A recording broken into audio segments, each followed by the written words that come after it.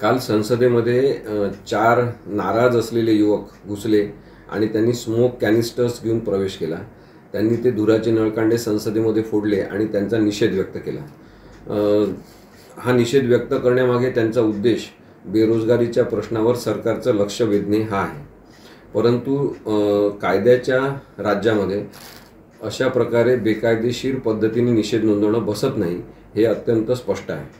तरी सुद्धा कोणत्याही गुन्हेगारी कृतीमागे उद्देश काय हा सगळ्यात महत्त्वाचा मुद्दा असतो आणि या युवकांचं इंटेन्शन किंवा उद्देश कोणालाही इजा पोहोचवण्याचा नव्हता, तर बेरोजगारीच्या प्रश्नावर सरकारने धोरण ठरवलं पाहिजे, उपाययोजना केल्या पाहिजे आणि या महत्त्वाच्या प्रश्नाला प्राधान्यक्रम दिला पाहिजे।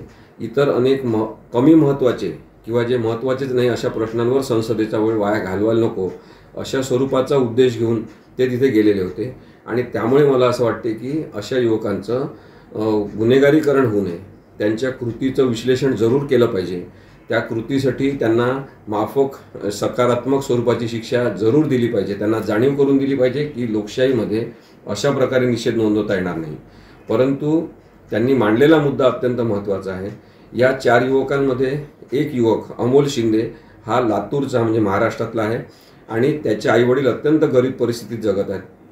त्यांनी जो मुद्दा मांडण्याचा प्रयत्न केलेला आहे त्याचा आदर करून आम्ही असं ठरवलेलं आहे की अमोल शिंदे याला जी काही कायदेशीर मदत लागेल ती आपण केली पाहिजे आणि त्यामुळे कायद्याचा मदतीचा हात आम्ही अमोल शिंदेला देऊ, त्याला पूर्ण आम्ही मदत करू।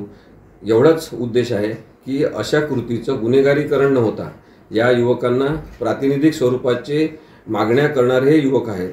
भारतातला बेरोजगारीचा अत्यंत महत्त्वाचा प्रश्न ते सांगू इच्छित आहेत, त्यांना घेऊन बसलं पाहिजे, त्यांच्यासोबत तोडगा काय काढायचा हे ठरवलं पाहिजे आणि त्यांना दिलासा दिला पाहिजे। तर हा असंतोष जो आहे त्याचं व्यवस्थापन होऊ शकेल, त्यांच्या मनातल्या भीतीचं आणि असंतोषाचं व्यवस्थापन करणं ही सरकारची जबाबदारी आहे। त्यांना जरूर त्यांच्या कृतीसाठी माफक शिक्षा झाली पाहिजे।